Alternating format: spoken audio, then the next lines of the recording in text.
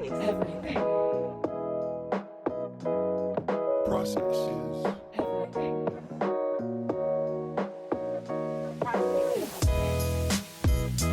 process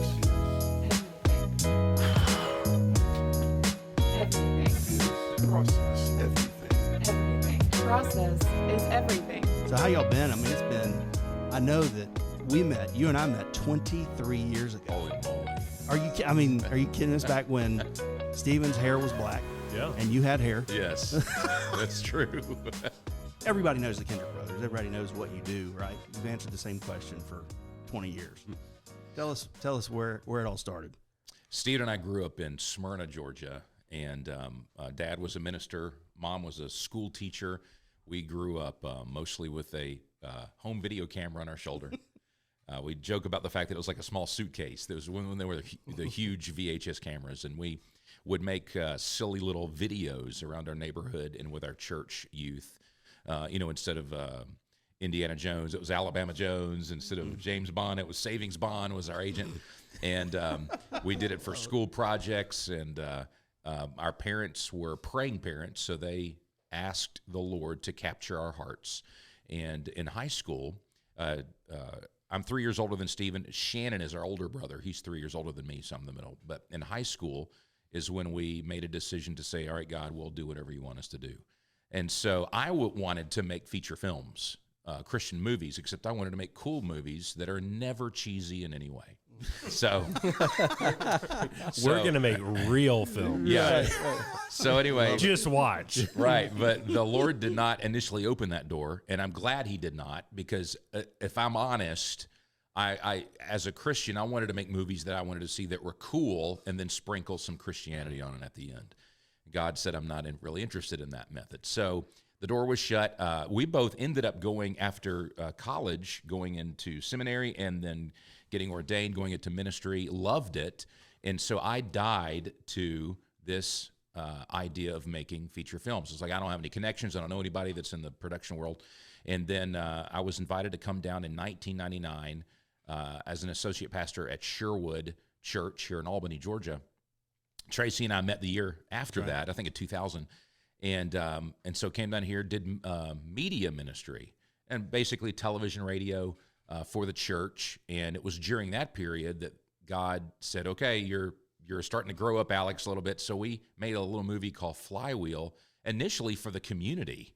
It wasn't meant to go wide, and it was about a $20,000 budget in a simple project. I realized how much I did not know about making movies. Tracy will remember some of this, but And Tracy, Home Depot lights and everything. oh man, Tracy was a godsend because Alex has this storytelling ability. He gets really emotional. You know, he can lead people to tears and inspiration, and he has this storyline of Jay Austen, you know, where everything's heading down south, and he's, you know, has this my marriage is falling apart, my business is falling apart, everything else.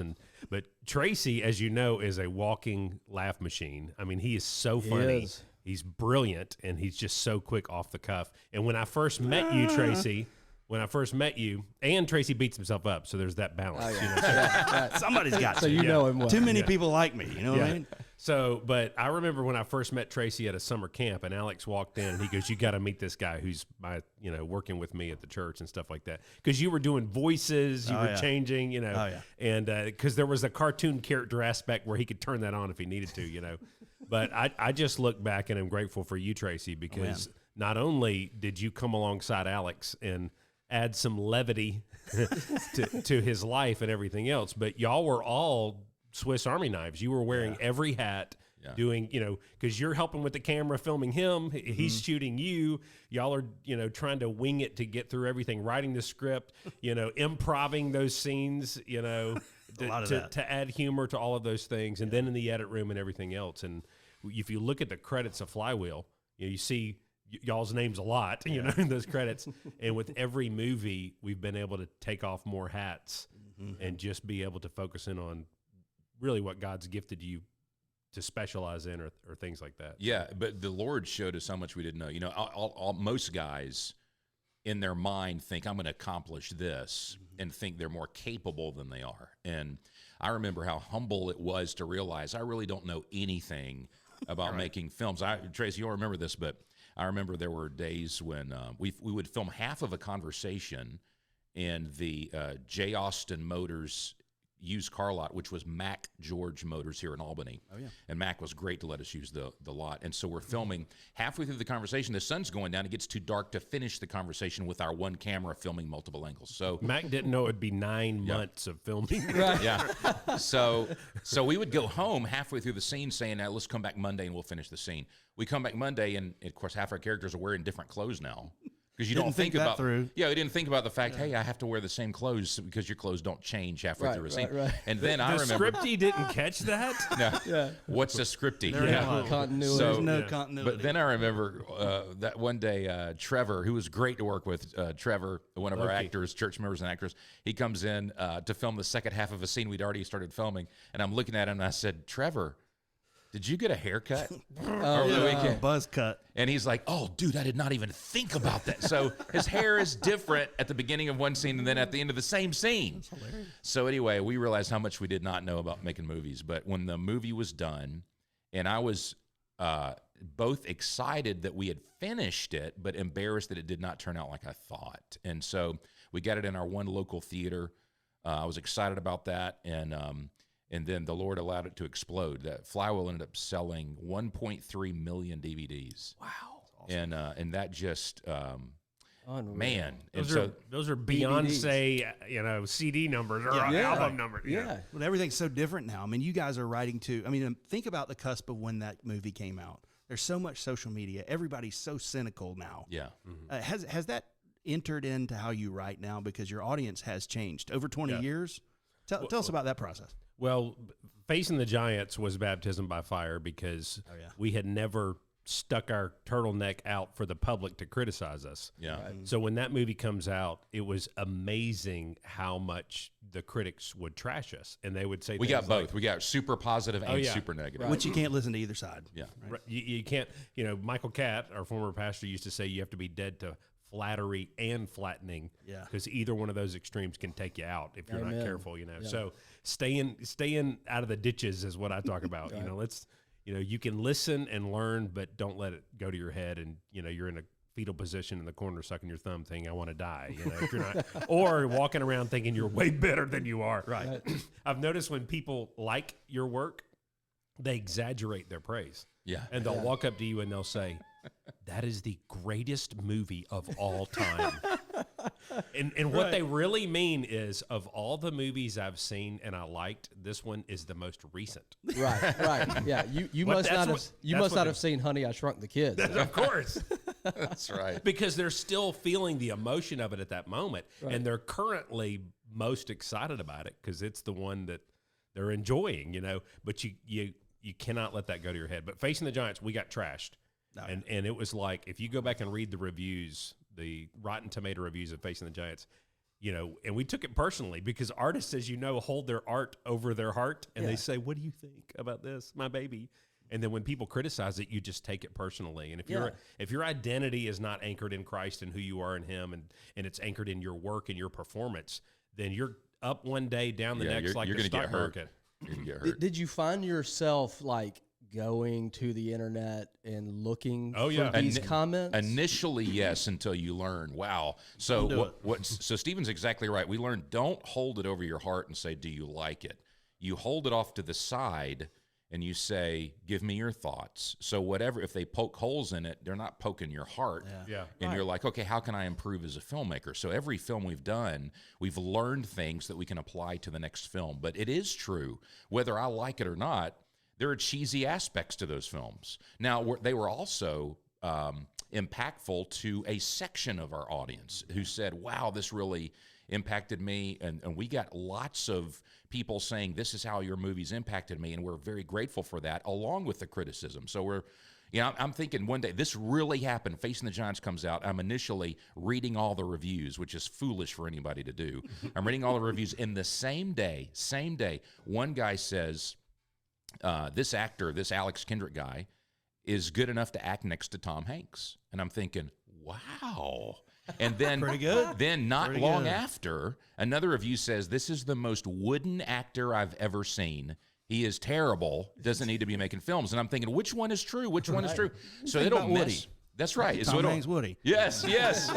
Yeah, they have. I didn't even think about that. But so here's the point. See, I told you. Yeah, I told you. know. He's got it. Here's the point. Even Jesus, right?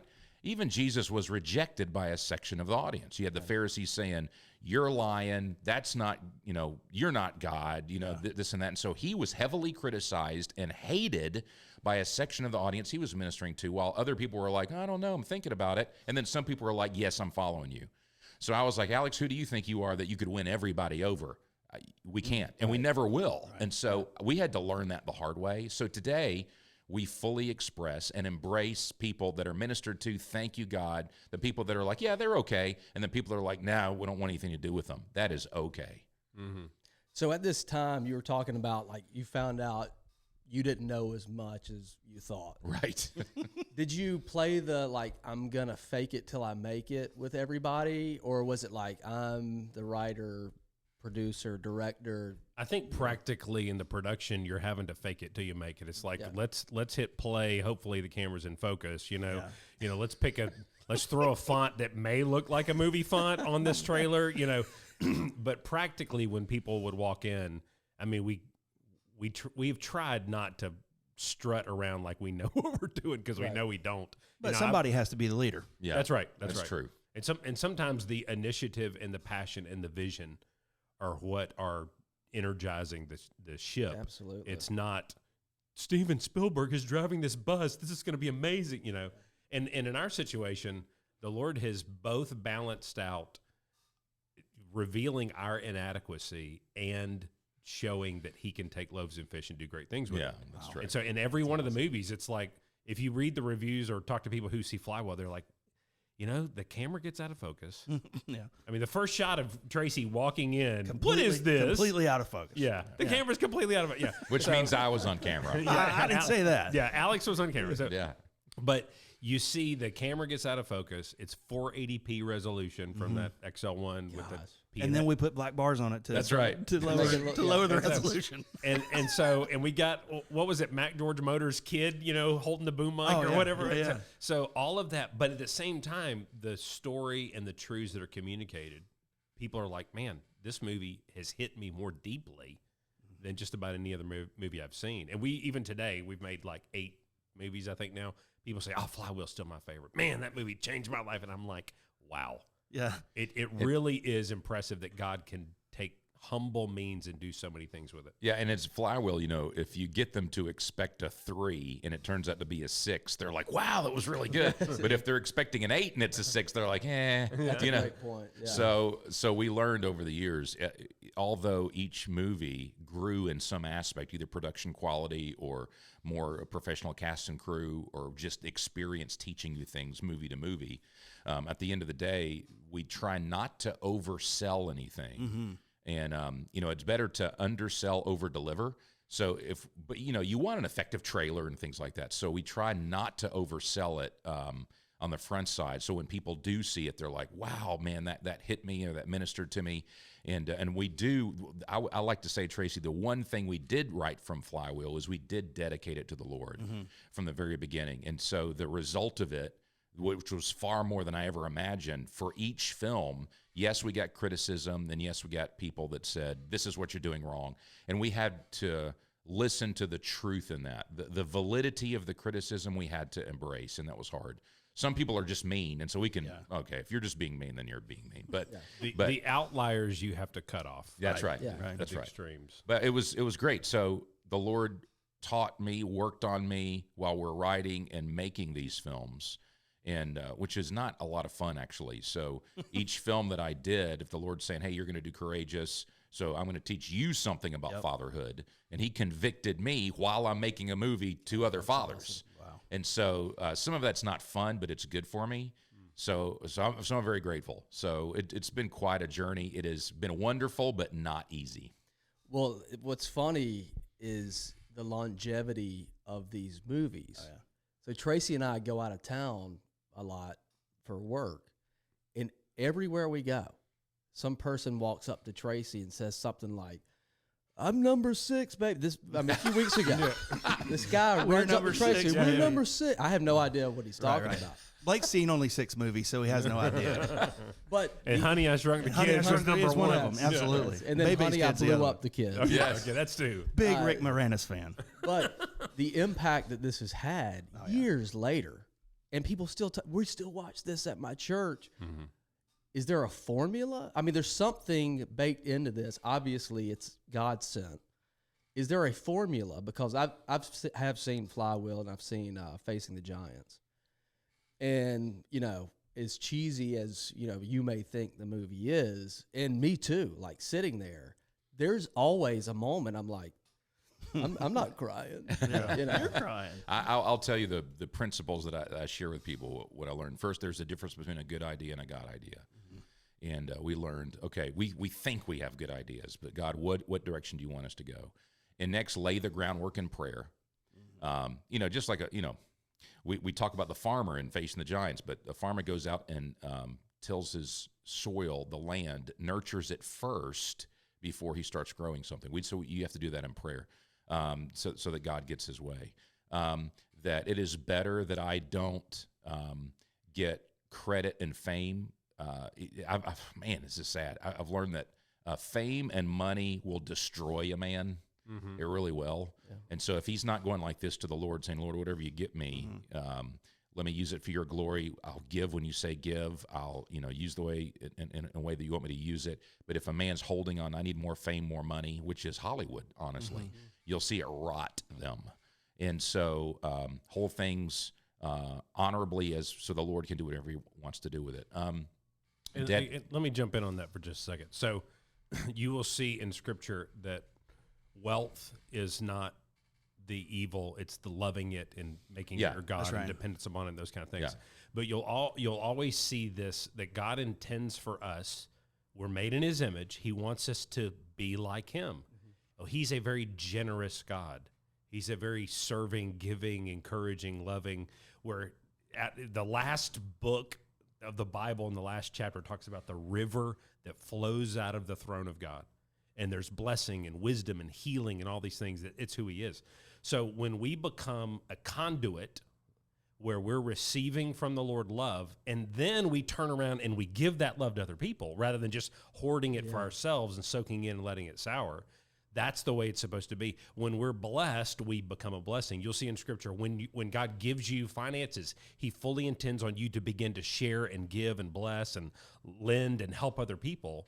And so if you receive honor, for you to turn around and thank and honor the people that poured into you and help make that happen, and point to God as the one who, all good things come from, in those situations, it doesn't rot you.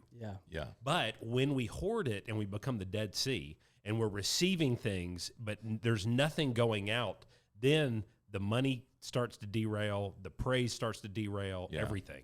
Yeah, then we learned don't jump ahead of God and don't lag behind Him, walk with Him. Oh, man. So those times I jumped ahead of Him, He's like, okay, Alex, go ahead. Yeah. And then I fall on my face. You got it, pal. Yeah, I fall on my face. Then I realize, man, what am I doing? Call me when you need me. Yeah. Because you're going to call me. Were there times, though, when Later you felt today. like you were talking about, receiving a lot of this, eventually you did make money off of these films. Sure. You did receive fame for these. Did you ever feel like Smeagol, gets the ring and kind of, did you ever feel that like, I have an opportunity now? Was that The a old sin struggle? nature. Yeah. Well, let me say, being at a church like Sherwood and under a pastor like Michael Catt, Michael could sniff the skunk before it even got up to the door. That's awesome. And so he would pull us off to the side right before something good would happen, and he would give us a shot over the bow warning. And he would say, guys, I love you, but if this happens and you win these awards or these things come in, be careful. Be warned. Yeah. He Good would advice. say, yeah, and at the time we were thinking, what are you talking about? Right. We're not struggling with pride, Why do we You're even, prideful. Yeah, why do we even need this speech? And then later on we look back and I'm like, God, you were so gracious to start preparing us beforehand so that right before something like that hit, it was like, humble yourself. Yeah. So this is, Tracy, I haven't even shared this with you. So this was the 2x4 to my head. Initially, when we were making films, we were not thinking, man, we want to win awards. We want to go nation or worldwide. We want to build our name, things like that. We weren't thinking that. We wanted to make movies that worked, that did not embarrass us, right? Or God. That's most right. importantly, right? Yes. Right. So when they did start making winning awards, like Courageous and War Room and Overcomer start getting awards. So this is the 2x4 to my head that God gave me. So after we had won a couple of Dove Awards, a K-Love, Film Festival Awards, things like that. So honestly, it feels pretty good. Yeah. They call you because For we're human. 15 minutes. They call you up Right. there. Everybody cheers for you. Oh, we love this movie or that movie, whatever. Love what you did, Bob. And you start thinking, man. So when we were working, I think it was 2 movies ago, we're working on one of our films, and my heart wasn't chasing awards, but enjoyed the attention, that that shot in the arm that you get. Well, then my heart started to shift and like, hey, can this one win this award? Can this one win this award or whatever? And so I'm doing A Quiet Time, and I'm in Matthew chapter 6. And this is what this Matthew chapter 6 communicates. It goes, do not pray to be seen by men, or you have no reward from your Father in heaven. Do not give to be seen by men, or you have no reward from your Father in heaven. Whatever you do, do as unto the Lord. If you do it to be seen by men for yourself, God has nothing for you. So I'm reading this, and the Lord basically says to me, I don't have a speaker here from God, but I do right here. I have a speaker in here. right. And he said, Alex, if you are now doing this for awards and to get attention, I have nothing for you. It was like he was scolding me. And I remember it brought me to tears. I remember sitting there going, oh my God, Lord, I'm sorry. I am sorry. So I went and I talked to Stephen about it, and we discussed, let's just get rid of them. Let's just get rid of our awards. Let's take them out of our office, box them up, put them in storage, whatever. Yeah. And so we Because nobody cares. Nobody cares. If I were to say to you, hey, did you know I was MVP of my 8th grade, baseball team Right, in the good for you. 80s? Nope. You'd be like, who cares? That means Yeah. nothing. So and getting an award doesn't mean the movie's more effective. Doesn't mean anybody else comes to Christ. It's just ego. Right. So I still had ego to die to. So we said we're not going to worry about awards, and then and we also determined, we determined we're not going to submit our movies to get any awards. Yeah. That's strong. Yeah. So when people in that industry. Yes, because very you're strong. Because that's a big deal in that industry. Of course. And so when we started having our last 2 films, and we had people saying, "Hey, are you going to submit to this? Are you going to submit to this film festival or for this award, these big awards or whatever?" We had People's Choice Awards call us. So when you are saying, "You know what, we're not submitting," and they're like, "What?" They can't understand it. Why? I've never heard that before. Right. And so, but the Lord said, Alex, if you want my hand on your films for ministry, and that's who you are as a follower of Christ, die to this. He's the audience. Do not seek it. So that was a 2x4 to my head, and it was hard for me to adjust to But that. there's freedom in that. Yes. Man, Yeah. I rest in laying in bed at night knowing I'm loved by God, Yeah. I'm forgiven, He's changed my heart, He's given me meaning and purpose in life. And we noticed, we went back and tracked, our expectations on every film theatrically were wrong. Every time. Yeah. We would think, How this about one's that? going to blow up, and then it doesn't. Right. And then another one, this is just going to be okay. And then it blows up. Yeah. And we're like, 100% of the time we've been wrong. We were told War Room was going to be our worst movie. Even a guy at Sony said, guys, this will be your first flop. Yeah. Because a woman praying in a closet is not a good movie idea. Right. And so when we put it out and it went to number 1, we were all like, what? You Man. know, It doesn't make any sense. You know what? Now I'm going to watch that movie. I'm excited now. Yeah. I'm excited about watching War Room now. when God's in charge and we are, yes, develop your skill, do it with the highest level of excellence you can. But when your heart's aimed in the right place and you're saying, God, I need you to guide me. I need you to bear the fruit I cannot bear without you. And you submit to him as you work hard, and then he gets the credit, right? And you're used. And so any attention that comes our way now, it has to come when we weren't looking for it. You weren't chasing it. So if somebody says, we're giving you this award, it did not come because we were chasing it or looking for it. So this is a statement of the way I see it. Tell me I'm wrong. 20 years ago, you were not seeking awards because you didn't know better. Right. Now you guys, I think you kind of started an industry, right? And I know you won't say you did because all of us out here watching it, now you got a lot of good Christian filmmakers out there. And I think they're chasing you. And I think how awesome it is that you guys are like, nope, We're broken vessels. We're going to let the overflow happen. Are you guys actively trying to disciple people as Michael did Yes. for you guys? We're like, hey, I'm a young filmmaker, and you see little Stephen and you see little Alex, and you're like, hey, guys, here's what you need to do. Well, and not only are we trying to do that, but it is a joy right now to, it's almost like a, Blake, you talked about when I walked in, what have you been up to? And you said, well, I got 2 kids and they've been on my mind. Your joy shifts from your success to their success. Amen. And you're like, man, when you see your kid, get on base, and not strike out or, get 100 on a math test or whatever, your heart leaps with joy. And you didn't do anything. You're more excited. Yeah, that's right. Because you love them. On Christmas morning, I don't care what I get. Yeah. I'm so excited that my kids are going to open up those gifts and know how much I love them.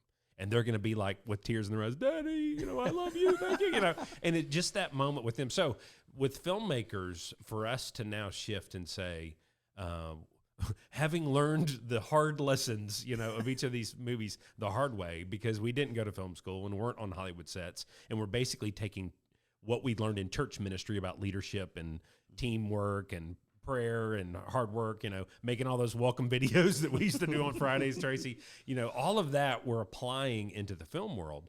And so, but now to shift and to be able to sit down with young people, and some of these guys now that we've been pouring into for many, many years now are out on their own making great films. And there is joy in our hearts of, man, God, thank you. And for them to come back and say, thank you for teaching me about this, and to thank you for teaching me about this. But even shifting to young people coming out of colleges, we try to bring in interns from the universities on all of the sets because they come in green and excited and a lot of passion and very little wisdom. And to be able to sit down with them and say, tell me your story, tell me what's going on in your life, what's your passion, and how can I help you? I mean, that really is a joy. It is. So I would sum it up by saying making the films has been more fulfilling and more fruitful than I ever imagined, but also, on the other side, more difficult and gut-wrenching than I ever imagined. It's been both extremes. Stephen said many years ago that making a film was like painting a barn with a toothpick. And it feels like that, right? Everybody's excited going in, right? yeah. You guys do the hard work of the writing. And then you go into production, everybody's like, woo! Yeah. 5 days in, it's like, okay, I'm tired, I'm going to die. Yes. Yeah. It's, And then they get excited when the premiere happens. it's exhausting. It's wonderful and exhausting. It's awesome, though. For our one listener who's listening, it's Blake's mom. Hey, Mom. Could you guys, from a 50,000 foot, I know this is a bit of a shift, but you guys are in the industry, you're doing it right. What does it look like for you guys process-wise? We're process nerds. Yeah. You guys go into a writing process by yourself, and that I know you start with months and months of prayer. But look at it from a 50,000 foot view and give us a play-by-play, if you can, of that whole process from the beginning prayer, and I know you never stop praying, till the distribution. Could you just kind of give us that overview? We'll go back and forth. So That'd be great. It does start with laying that groundwork in prayer, saying, God, what direction do you want us to go? And sometimes that'll take months, and sometimes the Lord puts a seed in there. All right, here's the next theme. For example, I love the fact that you brought this up. The theme of our next movie that we're writing right now is discipleship. Cool. It is. So From a business perspective, they would say mentorship. From Yeah. a spiritual Yeah. perspective, we would say discipleship. yes. So we begin saying, all right, Lord, if that's the theme, what elements do you want communicated? And we start getting the elements and start developing these characters. And then after we develop, we write. Generally, this is generally speaking, it takes us about 3 months to write a script. And then from there, we start, and this is where Stephen is invaluable. As producer, Stephen starts connecting to cast, to crew, and building the structure of who's the team that's going to help put this together. We start scouting locations, and this is over another 3 months. So scouting, casting, pulling the crew together, working with our distributors to get the budget, all of that, the marketing team put together, that happens over the next 3 months. Then we shoot over about a 3 month period. And when I say that, we generally do 30 to 35 shooting days, but those are 4 to 5 days a week. And then we take a break in the middle because you get exhausted. As Tracy was saying, man, it's like you're doing 14 hours a day. You get exhausted. We give them a week off in the middle, and then we keep going. But it happens over about a 3 month period.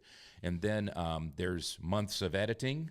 And then finally, who knows, but depending on our distributor's release date, we'll have all the marketing. So it's about a year and a half from beginning to end.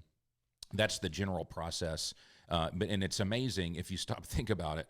You can sit down and watch one of these films in 2 hours or less. That's right. And it took us a year and a half to get there. Unbelievable. So it's a the long story process. I think you were asking a little bit about, Tracy, and usually what happens, and this has been the pattern in our lives, and I know it's different for other people, but we'll spend months in prayer, and God will give Alex a scene idea in his head. And that scene idea will be very powerful, and it will be very emotional. And that scene idea will have a ton of heart in it. And then he'll share that scene idea, and then that will be the starting seed or spark that we'll begin to build the story around. And the scene is usually connected to a theme as well. So for Facing the Giants, the scene idea that popped in Alex's head first, and correct me if I'm wrong, Alex, was this young man who's in high school, who's a soccer player, is about to try to kick a 51-yard field goal, which is too hard for him to kick. In a football game, yeah. In a football game. And his dad, who's in a wheelchair, who wants to support his son, rolls down, below the goalpost and pulls himself up out of his wheelchair and lifts his arms, Man, I get choked up. I'm about to cry now. Yeah. And so, but just that scene idea is very powerful. And so if you watch Facing the Giants, so much is ramping up in the storyline of the coach struggling, because the coach has his own storyline thread and all those things with his infertility and those things. But you see the kid, he's, they don't have a soccer team. His dad's trying to encourage him. He's beating himself up. He goes out, he misses some kicks in the game. He makes some kicks in the game. But either way, his dad's lifting his arms, on the sidelines. Saying, I believe in you. I believe in you. Isn't it almost surreal, though, like when you get to that scene and you're like, oh, this started with God giving you an idea. Right. And you're like there and this is happening. In your kitchen. It's awesome. 1 year ago. Yeah, Or 2 years ago. well, every movie we pray for ideas that people haven't seen. So the one in Facing the Giants, I think, was this scene, this death crawl scene. And we're shooting the death crawl scene, which took all day, and we were all, I'm hoarse because I'm screaming the whole day, and we're filming it one piece at the time. And this poor kid, Jason McLeod, they went down the field. I don't know how many He times probably did 300 yards that day, right? So because we're filming 20-yard, 30-yard sections at a time, because that's all the dolly track we had. I think he said he lost 11 pounds that day. That day, yeah. 'Cause it was super hot outside. It was. So we're doing this, and I had a couple of guys, and I'm not going to say their name, say, Alex, this is a little stupid and far-fetched. This is not even a real football drill. And I was like, I know. It's not. We prayed for this idea. But here's the cool thing. When that came out, people watched that scene, and they're like, they would get things out of that scene that we did not even initially intend. Yeah. Like as if, man, the Lord told me this is the way the Holy Spirit's urging me, stick with it. Don't give up on your marriage. Don't give up on your kids. Don't give up. And people were like, man, that ministered to me. And I'm like, wow. Yeah. So at the end of it, to watch the Lord pull pieces like that together. And I remember in Courageous, I saw this scene, this dad, and it's right down the street from where we are, but under a tree doing his side of the dance. His young daughter, who had passed away, wanted him to dance with her under that tree, and he didn't, because he was like, I don't want to be embarrassed. So she does her side, and he just watches. And after she passes away, he's like, why didn't I do that? Why didn't I take that moment? So he goes out and he does his side of the dance, and he gives up his daughter to the Lord, right? Yeah. Yeah. So You can tell we're all dads now. Man. But so I come up with that scene, and I'm writing, and I felt like the Lord gave me that scene, and there was a couple of our friends that were helping us with the movie. They were like, Alex, this is just really awkward and stupid. and the beauty of producing and editing is we know if it don't work, we're going to take it out. Yeah, we take it out. Nobody will ever see it if it doesn't work. Right. But one of my favorite reactions, one of the guys that said that to me, when the movie actually came out and he saw it in context, he's bawling his eyes out. And he's like, man, I just didn't know. And so sometimes you have to let it cook for a while, pray over it, and then see, does it work? And so we love trying to come up with things that people haven't regularly seen in a movie before.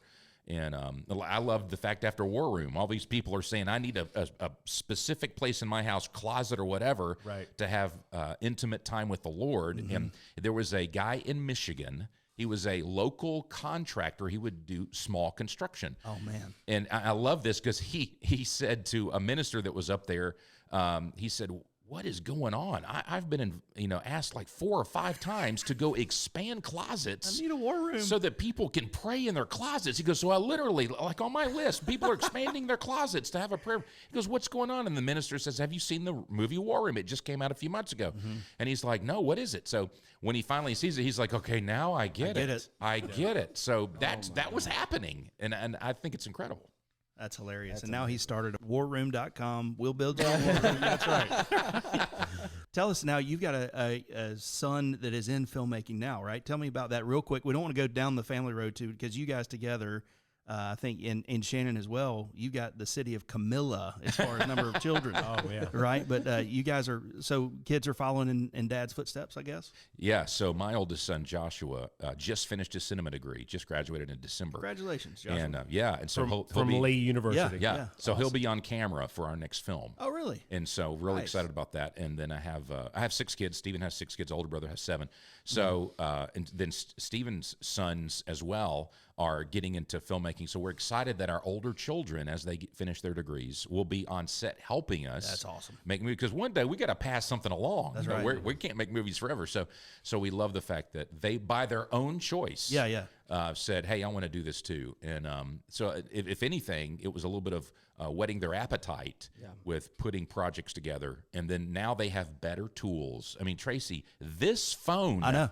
is a better camera than the movie we shot Flywheel And on. probably a better editor. Yes, it's incredible. I could do the movie on my phone now, and it shoots 4K, and I'm wow. So it's when I look at the technology they have and the ability they have, it's extraordinary. All right, let me nerd out just a little bit. You mentioned favorite emotional scenes. The opening shot, and you know where I'm going. I stood up and hollered. I was like, "Go get it, boys!" The opening shot of Overcomer. Yeah. Can you explain this? I'm nerding out here. I know you hadn't seen it. Explain where you got the idea, right? Because, and again, guys, I'm sorry, this is total technical nerd stuff. That's a great shot, and I think It's hard to get to. And, oh, I know. I can only imagine, right? Somebody should write a song. Yeah. But tell me about that. Alex, I can't remember if you probably came up with that idea, but basically the opening shot that Tracy is talking about is a drone shot over trees in a city. The drone flies up on a school where there's a basketball game going on, flies through the window of the school, down the hallway, into the gymnasium. Over Alex's shoulder. Into an intense basketball game, comes down over the court while they're playing, and then the Timeout. They have the timeout whistle, and then they run over into the huddle, and it comes up onto the huddle, and then you hear them describing what is going on in the huddle. And it's all one shot. One And shot. so- Is yeah. it really one shot? It really is. I'm so proud of you guys. That is awesome. Yeah, we filmed that over 8 or 9 hours, and we did it over and over and over. Super choreographed. Oh, yes. man. All right, the camera's here. Yes. Explain that. Just give me 30 seconds. And more. so you have this drone, and of course it's got the propellers on it, and you can't have that too close to people. I mean, right on an intimate conversation, you can't do that. So we're thinking, well, how's that going to work? So we had a professional drone operator. It starts half a mile away, flies over the trees, down over the parking lot, into the school building, down the hallway. And that window was actually bigger. Yeah. There was actually doors there opened up, so we CG'd out And those made doors it- and yeah. made it look like a smaller window. But it's still the real It's shot. still- yeah. And so he comes in down the hall, and when he comes over the audience, when he's coming down to the floor level while the game's going on, and this is what we had to choreograph so carefully. Another drone operator, camera guy, is below it and has to catch it Right. and turn the propellers off at the same time and bring it down where he's now holding it like a mobile camera. So he's a steady cam now. And steady cam, and he comes right up to the group with everybody doing their huddle, and right into the huddle, and then up to the scoreboard at the last one. So we had to do that. I don't know how many times we did it, and there was always something wrong because every piece of it had to work. So it took all day. I want to say 8.5 hours, and we did it over and over and over and over. And the crowd's tired of cheering. Of course. And the basketball players are like, "Man, is this the 12th time, the 15th time?" And You're tired of coaching. I yeah, get it. but at the end of the day, when you get it and it starts off the movie, it's like, oh man, it worked. it So, was worth it. and here's the cool thing: when you're watching a movie, you really don't care how long it took them to get a certain shot. You just want to know, does it work? Is it good? Does it tell the story well? So you're not thinking, how much money did it take to get that shot or whatever? You just want it to work. Yeah. And so Stephen and I kept telling the crew, guys, we know you're tired. We're going to do it again. We may do it 5 more times, 7 more times. We'll break for lunch. We'll come back. We're going to do it again. And so at the end of the day, we just need the shot to work. And it did work. And so that was exciting. That's awesome. If you watch the behind the scenes on Overcomer, we have a whole segment on how we filmed it, all the CG that went into it, because basically we're adding cars to the parking lot, dressing up the outside of the school with banners and things like that, hiding the drone operator who's sitting right there flying it in, adding some crowd heads, because you're not really supposed to fly drones right over people's heads, and so Like inches above their head. Yeah. Right. So we had to add some fake people to kind of fill in the gaps because we were trying to be safe at the same time. But the end result, you're like, we were there going, if this works, it's going to be awesome. Yeah. Man. But at least we're swinging. There's a Big YouTube swing. video of, I think it's like Enrique Iglesias. He's in concert and he grabs the drone and like cuts cuts his him. hand. Oh, my don't show goodness. that before that. No, Oh, my no, goodness. no. Yeah, Wow. I had to crew. Yeah. That's scary. Workers' comp. So, guys, what do y'all have as far as personal productivity stuff that, like, for us, it started out, Blake is a process guy, but it starts out as easily as a Pomodoro timer. You remember these things that we used to focus in? What are some of the tools that you guys are using to just stay, writing is a bear all of its own, requires a lot of focus. Well, so these are some principles I would say.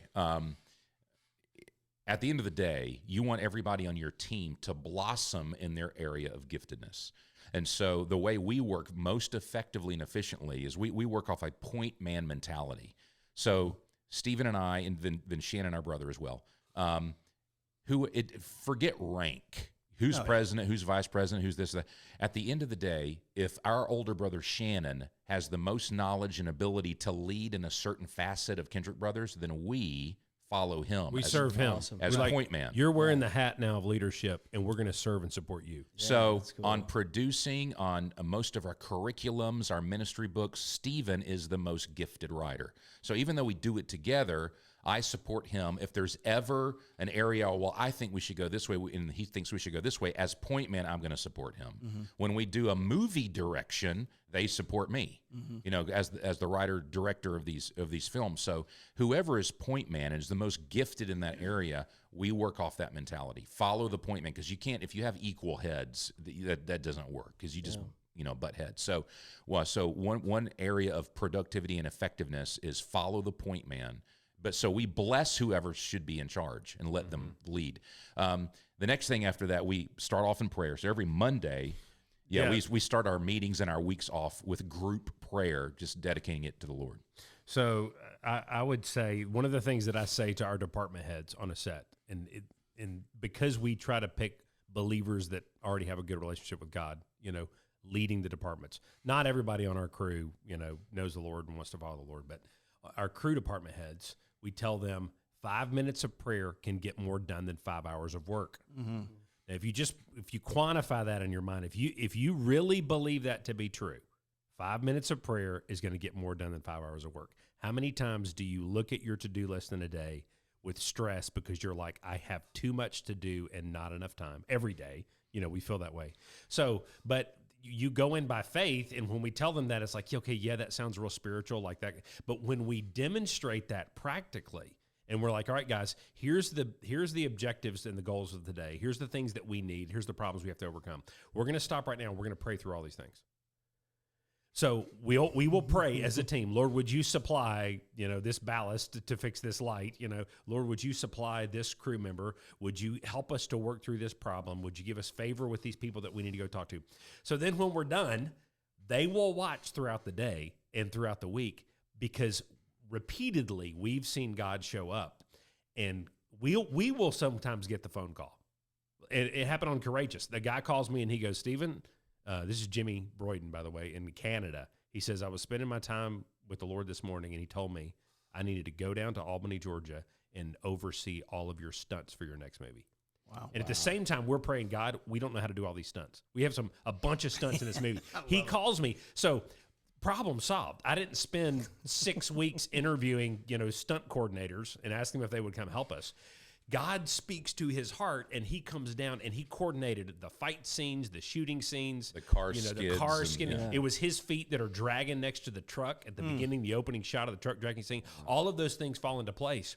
When we were working on Overcomer, Aaron Burns, who's a spreadsheet nerd, we're driving up to Columbus. And he's like, what's the plan? And I was like, well, we got a list of things that we're praying about, and we're just going to go up and cold call some places. And he's like, what? This is not going to work. Well, we've been praying about it. Yeah. So we prayed in the car on the way up there. At the end of that day, we had so many miracles that took place where people showed up at the right place at the right time to introduce us to the right people. And we had at the end of that day a production office location, a whole network of pastors and churches that were moving into place. We had a hospital to be able to film in. There was it was like we got 2 weeks of location scouting done in one day because of the answered prayer that we experienced throughout the day. And we came back and Aaron's like, I'm a believer, man. That's awesome. I am a total believer in this. So that process, honoring the Lord, honor the people that have the strengths to do it well.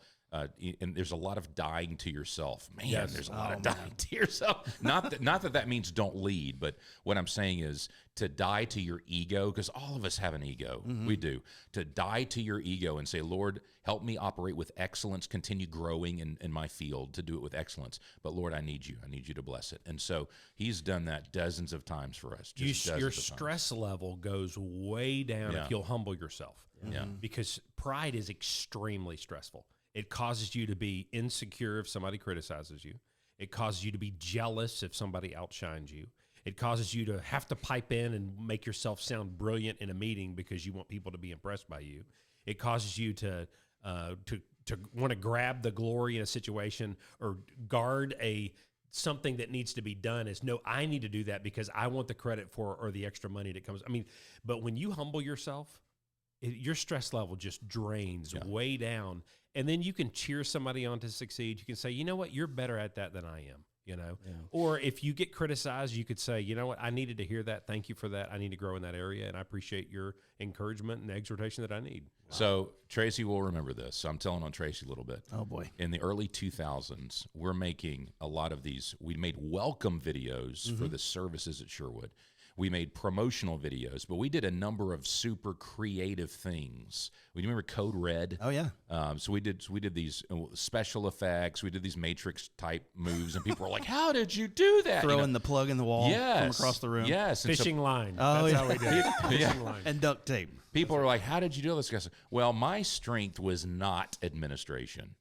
So we could come up with creative ideas, storytelling ideas, and ministry ideas and things like that. So as associate pastor of media, I could do really well in a certain area, not administration. So Tracy was very good, and he was our best live director. Anytime there was a concert, special event, whatever, he's better than me, so he's directing, right? And so when you get people that are really good at a certain area operating in their strengths, it was just awesome. So I remember those early days. So Tracy did the Final For Him concerts, the Final Truth concerts, and all these other things that were happening. I'm not an administrator. I can cast a vision. I can tell a story. I can give you a direction and maybe help you with a level of excellence to a degree, but administratively, that's not how I think. So I needed other people helping me. Let me mention something. When a team is unified and they love each other, they're much more productive and they're having way more fun. Oh, yeah. So division in a team and complaining and bad attitudes will slow down a team. It makes you shift into a lower gear, and it puts your parking brake on when you're trying to drive. I mean, if you think back to how many times has somebody frustrated you, got you angry, and you're thinking about it all day, and you're laying in bed at night having arguments with them in your head and winning the arguments in your head. And wanting to, and then you're talking to other people about them. And it just, there's so much emotional, mental time and energy that is spent being mad at somebody or frustrated with them. But unity causes you to, again, to believe the best about them. And when they fail, give them grace and mercy and to be able to be open and communicating. So we're really, really big on promoting unity with the team. And so what we try to do is on the front end, and we do this with all of our movies, we will have a one-day boot camp that we're paying them to sit in a chair, and instead of going out and shooting, we're walking them through, here's what this movie's about, here's why it's important, here's how we operate, here's who everybody is on the cast and the crew, let's introduce ourselves to one another, and let's dedicate the whole project to God and ask him for wisdom and grace and favor. And then here's how we're going to solve problems. Here's how we're going to be hard to offend and quick to forgive. Here's the boundaries we're going to operate by. Here's the vocabulary we're going to use as we're working on this movie so that we're all on the same page, speaking the same terms, We're not Tower of Babel, speaking different languages to one another. And then every day we will start the day off with 10 minutes of team time with the crew. Same thing. Yeah, I view them as little children. So my children. So, but we'll eat breakfast with the crew, and we will share a word of encouragement to them. We'll thank them for something good that happened the day before. We'll take responsibility if we made a decision that caused them to suffer. Guys, I blew it yesterday. I should have checked the weather. I didn't know it was going to rain, and that caused an extra hour of work for you guys to cover up all the gear. I am taking the hit on that. I want to apologize and ask you, but just as a leader, be a secure leader and take responsibility. Then we will usually point out somebody in the crew who says, hey, I just want to point out, we call it the Blow Pop Awards. I'll pull out a Blow Pop and say, hey, the Blow Pop Award for the day goes to, Jack, because yesterday, he saved the bacon for the whole team by doing this and sacrifice. And everybody's cheering on Jack, and for just a moment. But the end of that 10 minutes, they feel clarity, they feel encouraged. We usually share a scripture, a biblical principle, a proverb or something with them for that day. We've thanked them, and we've given them clarity on, hey, we had to call an audible, and here's what we're going to do today, and we're just filling in the gaps with really good communication. Well, the crew then steps into the day refreshed, unified, encouraged, loved, focused. It's really hard for complaining, bad attitudes, jealousy to thrive in that kind of loving environment. And we're much more effective and fruitful throughout the day because everybody is operating at a higher level. And we don't do it just for efficiency. We love these people. Yeah. We genuinely care about them. Well, I gotta tell you, to Stephen's point, we had a guy that had come off a Fast and Furious movie as a grip. He comes to our set. We're shooting a movie, and we start off with boot camp, and he's like, and during boot camp, we introduce all the department heads, and everybody cheers for them, and then we introduce our prayer team. We're going to be praying for you the whole movie, and then we try to fill their hotel room when they go to there's a gift basket. We love the fact that you're here. We're praying for you, that you may God bless you, and we try to find out their favorite candies and snacks and all that kind of stuff. So this dude comes up to me and he says, I've never been treated this way on any movie I've worked on. And this is a guy that had done many movies, Hollywood movies. And at the end of the shoot, he wept, and he actually cried on my shoulder, and he says, I don't want to leave. God, that's awesome. And so we love that this dude, he's done the $150 million movies, and now he's doing just a $5 million movie. Right. And he goes, I don't want to leave. He said, I've felt more honored and loved here and included than any movie I've ever done. And you guys are just this small town, I mean, $5 million is a lot to a small town. Sure. But not to Hollywood. Not to Hollywood. But, that's their that's their catering budget. But ain't it great that guy saw the excellent master y'all serve? Right. He'd never seen it. That's right. But it's excellence all the way through. I'm sorry to interrupt. No, I was saying, as y'all are talking, I keep thinking or putting my mind in a non-believer perspective. Exactly. Going, they got to be blown away by this. Oh man! I mean, y'all do y'all have like a non-believer course you put them through? Just love them. Yeah, that's true. Yeah. Right. Yeah. If you think about the command of Jesus to love God and love others, and the Bible communicates He has to give us that love.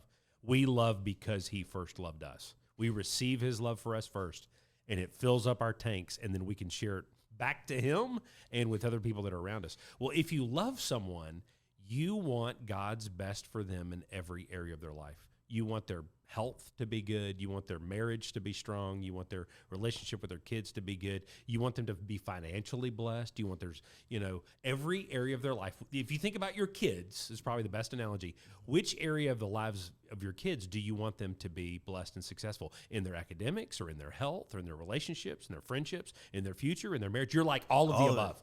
100%, Well, as a result of that, if you love the people you're working with, you don't just want them to do a good job on your project, but you don't want them to burn out and be at work all the time and they don't have time for their kids or their family. You want them to get a fair wage so that they can not only pay their bills, but they can take their wife on vacation. You know, you're thinking through, if I really love you and care about you, I'm not just thinking, how can I milk you like a cow, you know, on it at work so I can get as much out of you so that I can, you know, win an award or make more money or, you know, feel better about myself that we beat last year's goals or whatever. We have to think that people are made in the image of God, and Jesus died for them, loves them, and he commands us to love them too, because all of us are longing to be loved by other people around us and valued and appreciated.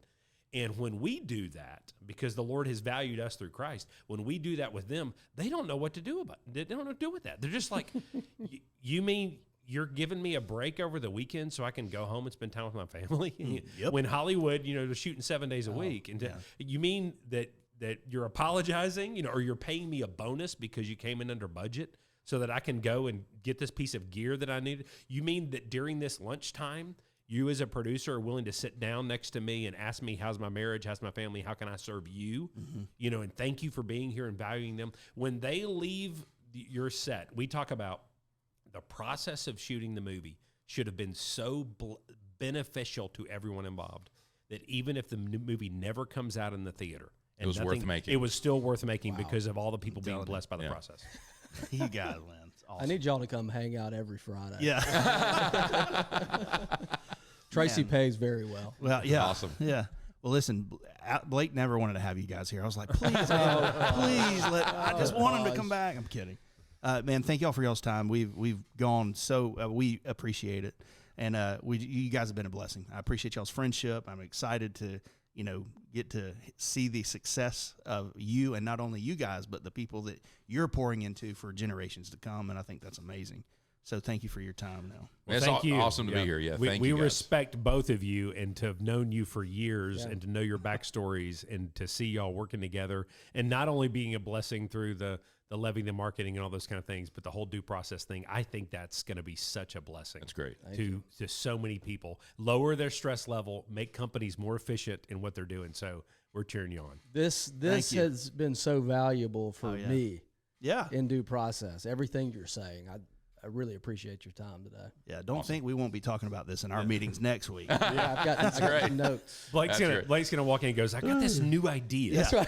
for a due process. It just came to me company." over the weekend, I guys. just trademarked. Yeah, that's right. We usually play a game. Do you want to listen? Yeah, okay, let's we do can it. cut it if it doesn't work, but we always Okay. play a game with our guests. Okay, let's do it. And it's called First Class or Bus Pass. Talking first class. Let's give an example. Blake, pepperoni pizza. First class. Absolutely. It's the only It's way just to go. cheese No is pineapple. wonderful. Oh, yeah, I hate pineapple. So I'm just going to throw out some, they're not random, but I'm Okay. going to throw out some random stuff, and I just want your thoughts. Here we go. You ready? Streaming services. Yeah, I would say first class. Yeah, Okay. first class. Yeah. I know that's tough for movie was a producers. high It's changed pitch. the paradigm, Yeah. right? And I only say that because we use them now. Sure, and sure, That's yeah. the way we watch movies. So. Okay. But I did change really the way. do miss being able to walk up to somebody and hand them a movie with Yes. all the special features on That it. is true. And say, go watch this. And right now, it's like, how do I hand you a streaming can't. movie? I can't. Can't And I've sign never- this copy. It's just like, The go watch it. Overcomer stuff that you were just talking about, never seen the behind the scenes because I watched it on Netflix or That's right. who knows where I watched it. All right. Mike Bobo's third down offense. Ooh. Oh man, Might be a little hot, boys. gosh. We could skip it. He could be watching. Yeah, that's right. We could skip it. And I've met him too. He's a good man. I like him. I'm teasing, so we don't have to. Yeah, we better we'll skip cut that one. Out of regard for Georgia. Absolutely. How about them dogs? Oh, man. Oh, man, my first class. gosh. Totally first class. I won't be upset if they give us a third straight.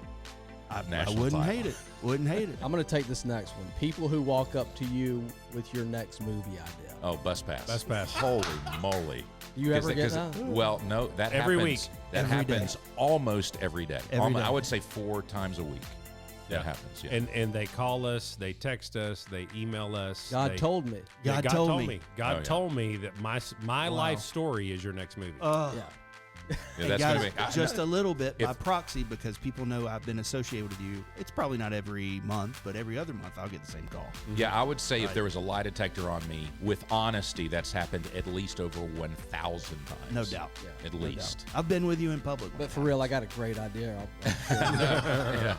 How about Final Cut Pro? Okay, I'm going to say Bus Pass for this reason. I knew it. It was awesome. I used it up through Final 7. Cut 7. Yep. Yeah. And then when they made those changes and totally revamped it, I was like, what? So we They actually made it like use- iMovie. We use Premiere Yeah. now. We've used Avid as well, which is okay, but we use Premiere now. So I did love 7. It would have been a first class through 7. Yeah. But I'm going to say Bus Pass. We were 100% Final Cut Pro shop here at the Levy. Then our editors wanted Premiere, and everybody went Premiere. And now we're back to Final Cut. We'll get Oh, boys. my We'll talk goodness. about it. We'll make some hold prayer T-shirts. meeting. We'll Bring let you back guys. 7.